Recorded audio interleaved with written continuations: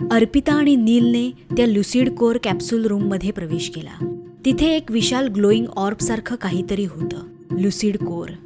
त्याला जोडलेले असंख्य न्यूरल वायर्स एका कॅप्सूलमध्ये कनेक्ट होत होते आणि त्या कॅप्सूलमध्ये भास्कर हायबरनेशनमध्ये होता.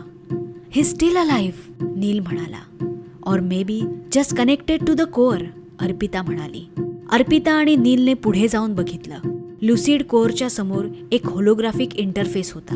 त्यावर 3 ऑप्शन्स दिलेले होते.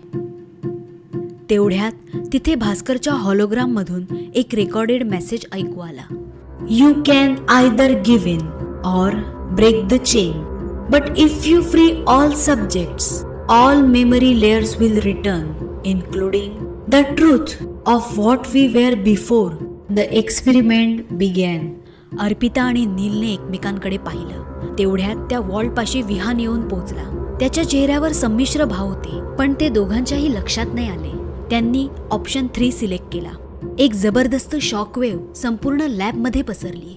हायबरनेशनमध्ये असलेले लोक जागृत होऊ लागले आणि त्याच वेळी हेमंतच्या लॅबमध्ये सायरन वाजू लागला. हेमंत संतापाने हैराण झाला. रागाने त्याने भास्करचा कंटेनर सिक्रेट वॉल्टमध्ये बंद केला आणि I will come back, just wait and watch एवढं बोलून हेमंत तिथून निघून गेला आणि जबरदस्त हादऱ्याने लॅबच्या भिंती कोसळू लागल्या.